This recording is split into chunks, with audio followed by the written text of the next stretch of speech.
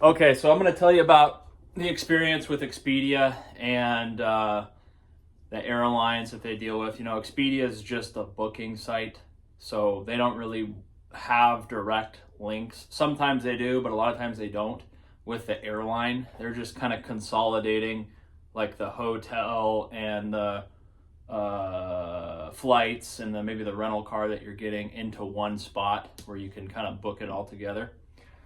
So I've used it a few times myself. I haven't really had an issue with it, but I just booked a flight to Vegas for not for another 6 or so weeks. I booked it last week, I believe, and a few days after I booked it, I got a direct flight going from Seattle to Vegas. Right? There's a bunch of options in there for what you can select. The time of day that you want to go, if it's a direct flight or not, right? The airline, even the real cheap ones are Frontier and Spirit, and there's other options as well. But so you look at your options, right? Some of the times are really bad, and some of the times are like better. So if you want a more expensive, or if you want a different time, like if you want to go at 7 or 8 or 9 in the morning, you might have to pay more because there's more people that want to go on that flight, right? But if you go like at 10 o'clock at night, that flight is not, you don't have to pay more for it. So I picked two different times that were, they didn't cost anything extra. I booked my hotel, and then I looked at both flights. I selected just the basic room at the hotel I was staying at, and I get to the end and I pay for it, right? And I made sure, like, I didn't want to have a layover on a 2 hour and 30-minute flight. Seattle to Vegas is like 2 to 2.5 hours. So it's not a long flight. It's not a flight where you'd really expect to have a layover because it's short. I mean, it's literally 2.5 hours you're there, a little bit less sometimes. So I booked it and I'm like, okay, great. You pay for it, you move on. Then you get an email, and you guys have to tell me how often this happens. I was with Frontier, and again, maybe that's my fault for going with the budget airline, or maybe this just happens a lot with the budget airlines, I don't know. But I get an email saying your flight has been changed or your booking has been changed. And I'm like, well, what happened? This isn't for another, 6 weeks. What could have possibly changed? It wasn't a situation where, it's like the day before and a plane got delayed. It was, this is June. We're in the middle to end of June here, and I booked a flight for the middle of August. So it's like 6 weeks away. So anyways, I look at it and I'm like, well, this is weird. They put me on another flight. So I'm going instead of going from Seattle to Vegas, right? They assigned me to a completely different itinerary. So instead of going from Seattle to Vegas, which is 2.5 hours, I'm going from Seattle to Denver, right? Which is, I think, a 3-hour flight or 2.5, and then from Denver to Vegas, which is another, I don't know, hour and a half or whatever. But the real problem is that I didn't want to do that, right? The dog's having some problems.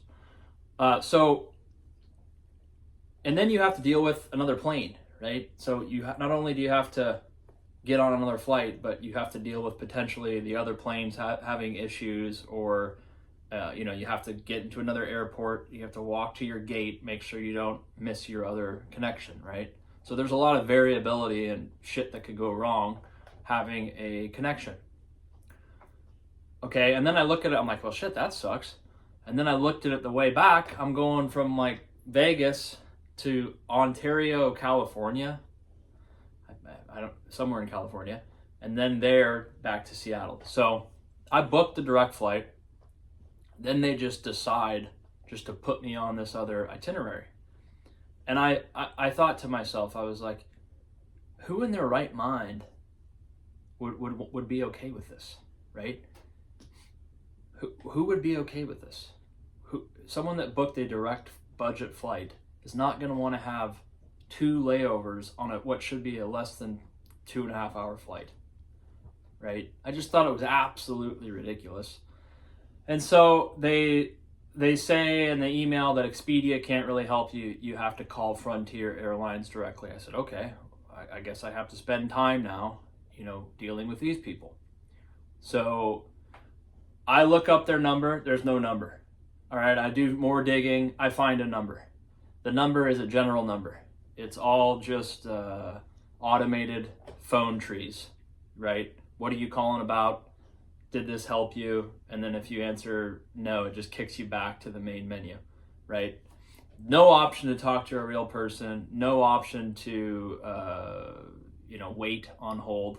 There was an option that they were going to text you a link, which just sends you to an AI chatbot. So you're not actually talking to a real person. You're just in a chatbot. None of those options worked.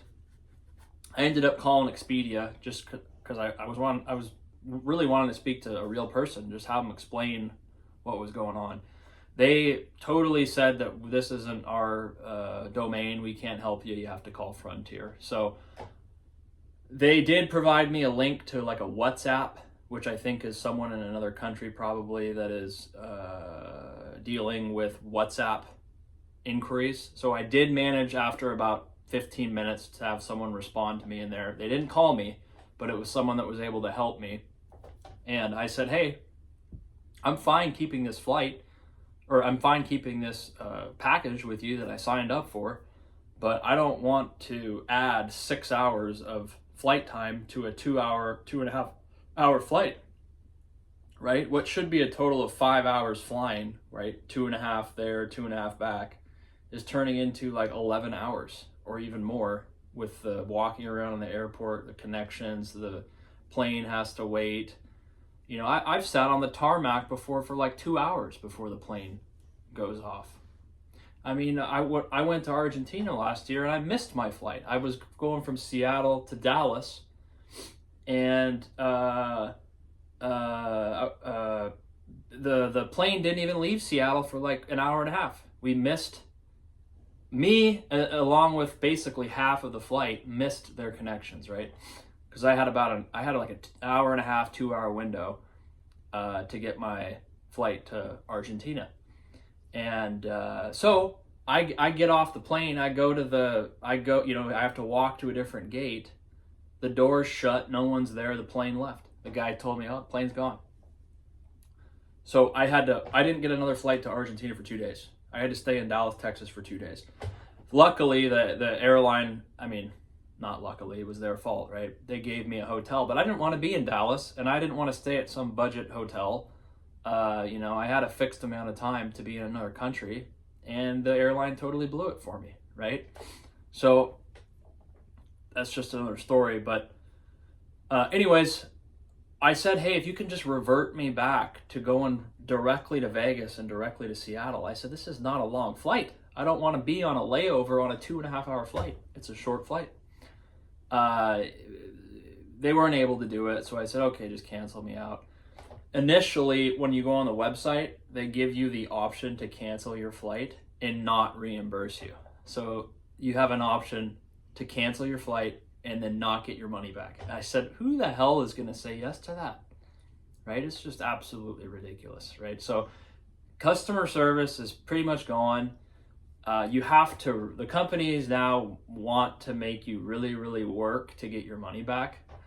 And for them to make these changes 2 days or 2 or 3 days after I booked my thing and then just add me onto a different itinerary, I don't know who's gonna be okay with that. And let's say that this happened like a day before I was supposed to go. Now I'd kind of be forced to do it because I don't have a bunch of other options, right? I don't have 6 weeks to book it. I have 1 day. Now I'm forced to go on a flight to Denver and add 6 to 8 hours of flying time when I originally thought it was going to be a total of 5, right? And I already paid for it. So have you guys had experiences like that? I know I'm kind of ranting about it, but you would think they would do a little bit of a better job and make the process easy if they are the ones that screw it up. Like, obviously, no one's going to want to add such 2 connections on a short flight, No one's going to want to do that. So I know there's horror stories out there of people that, you know, they have no option, or the airline screws them over, and you have to really battle to even get your money back. You're not even trying to get money for the inconvenience. You're just trying to get money back for the ticket you had to buy. You know, like my brother said he was in Vegas and they just canceled his flight. Like the airline, it was Frontier or Spirit, they just canceled the flight. So he had to buy a new ticket with like a different airline. And, you know, he said he had to battle, I think, 6 months before he actually got his money back for that ticket, because the airline, you know, you book a flight, he's like, I'm ready to go to the airport, and then just send me a message saying your flight's no longer going. Like, you're sorry, right? So, I don't know.